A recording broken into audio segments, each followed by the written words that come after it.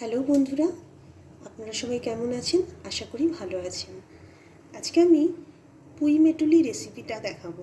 অনেকে এই পুঁই মেটুলিকে কিন্তু পুঁই মিচুড়িও বলে। তো পুঁই মেটুলির জন্য আমি কি কি নিয়েছি সেটা আপনাদেরকে আগে বলে দিই।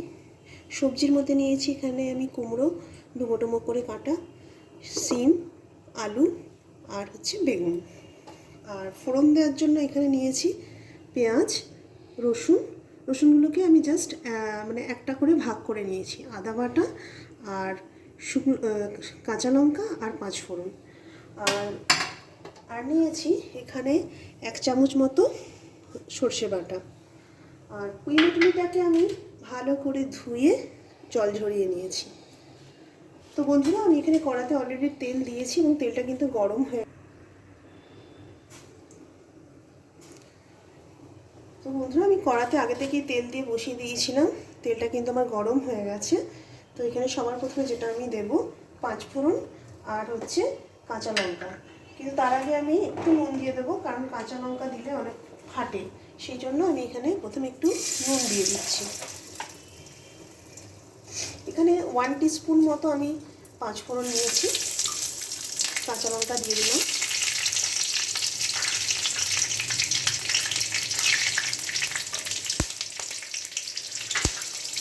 এরপরে আমি পেঁয়াজ কুচিগুলো দিয়ে দেবো।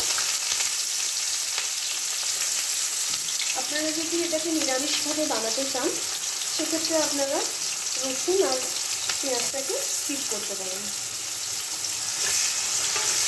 এই পুঁই মেটুলি কিন্তু মাছের মাথা দিয়েও খুব ভালো হয় এবং চিংড়ি মাছ দিয়েও কিন্তু ভীষণ ভালো হয়। তো এই মুহূর্তে আমার কাছে দুটোই নেই, সেই জন্য আমি এইভাবে বানাচ্ছি। এরপরে আমি রসুন কুচিগুলো দিয়ে দেবো।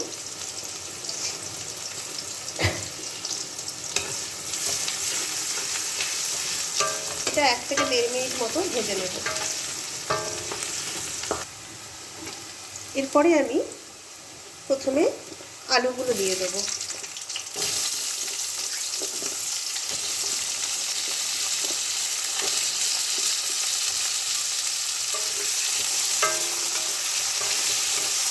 আলুগুলো দিয়ে একটু ভালো করে মিক্স করে নেব।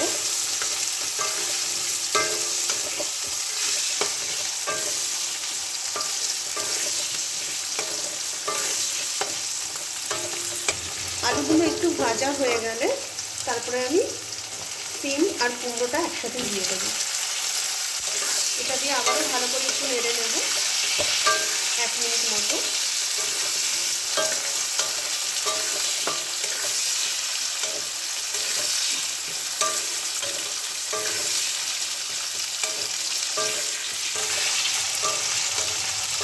এক মিনিট পর আমি বেগুনগুলোও দিয়ে দেবো। বেগুনগুলো দিয়েই কিন্তু আমি একে একে সব মশলাগুলো দিয়ে দেবো। এই সময় গ্যাসটা আমি একটু মিডিয়াম ফ্লেমে করে দিলাম। এবার এখানে আমি 1 চামচ মতো হলুদ, 1/2 চামচ মতো জিরে গুঁড়ো, 1/2 চামচ মতো ধনে গুঁড়ো আর স্বাদ অনুযায়ী নুনটা দিয়ে দিলাম। সঙ্গে আমি আদা বাটাটাও দিয়ে দিলাম। এবার ভালো করে এগুলোকে আমি মিক্স করে নেব।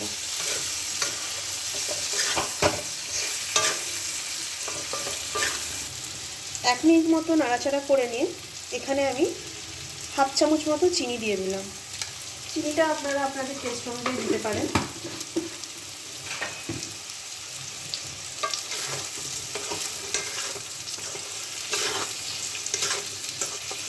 এবার কিন্তু আমি পুঁই মেটুলিগুলো এর মধ্যে দিয়ে দেবো। পুঁই মেটুলিগুলো আমি ভালো করে ধুয়ে নিয়েছি, ধুয়ে জল ঝরিয়ে নিয়েছি।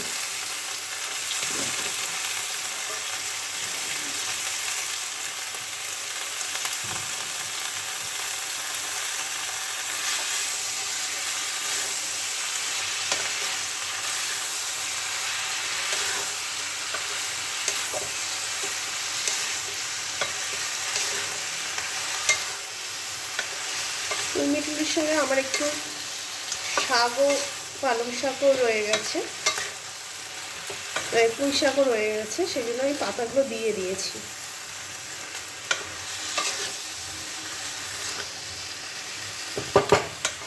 ভালো করে মশলাগুলো মাখিয়ে নেওয়ার পরে এবার কিন্তু আমি এটাকে একটু ঢাকা দিয়ে দেব, যাতে এটাতে কোনো জলের প্রয়োজন হয় না, অলরেডি জল এখান থেকে একটা বেরোবে, সেই জন্য ঢাকা দিয়ে করে নিচ্ছি, তাহলে সবজিগুলো সেদ্ধ হয়ে যাবে।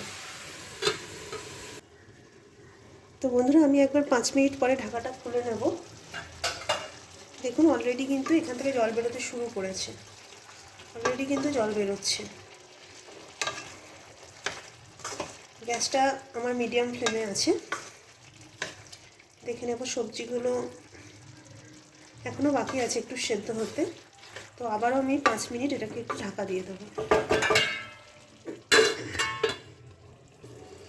5 মিনিট পরে আমি ঢাকনাটা খুললাম, আর দেখুন বন্ধুরা, আমার জলটাও কিন্তু অনেকটা শুকিয়ে গেছে, আর সবজিগুলোও কিন্তু আমার সেদ্ধ হয়ে গেছে। এবার আমি যে 1 চামচ সর্ষের পেস্ট করে রেখেছিলাম, এটাকে কিন্তু আমি ছেঁকে নিয়েছি সর্ষের পেস্টটাকে। এবার এটা আমি এর মধ্যে দিয়ে দেব। যখন সর্ষের পেস্ট দেবেন তখন কিন্তু গ্যাসটা অবশ্যই মিডিয়াম ফ্লেমে থাকবে, এবং ভালো করে এটাকে নাড়িয়ে নেব।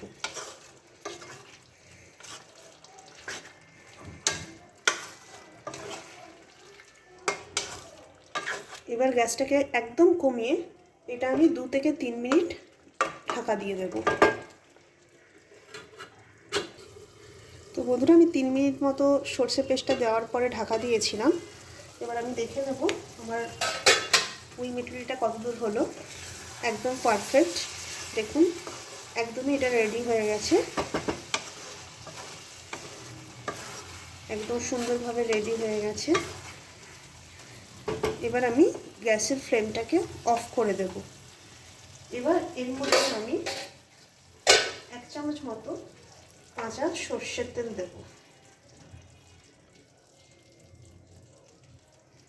1 চামচ মতো সর্ষের তেল দিলাম। গ্যাসের ফ্লেম কিন্তু আমি টোটালি অফ করে দিয়েছি, দিয়ে ভালো করে এটাকে আমি মিক্স করে নেব।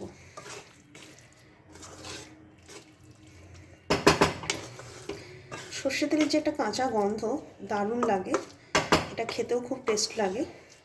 এবার এটাকে আমি এভাবেই 5 মিনিটের জন্য ঢাকা দেব, এবং তারপরে আপনাদেরকে সার্ভ করে দেখাচ্ছি। তো বন্ধুরা, এবার আপনাদেরকে আমি সার্ভ করে দেখাচ্ছি। অবশ্যই এইভাবে বাড়িতে বানিয়ে একবার দেখুন, খুবই টেস্ট লাগবে, এটা খুবই সুস্বাদু হয় এটা খেতে। আমার চ্যানেল যদি আপনারা আরও নতুন নতুন রেসিপি দেখতে চান, আমার চ্যানেলটিকে অবশ্যই লাইক অ্যান্ড সাবস্ক্রাইব করে দেবেন, আর শেয়ার করতে কিন্তু ভুলবেন না। টাটা।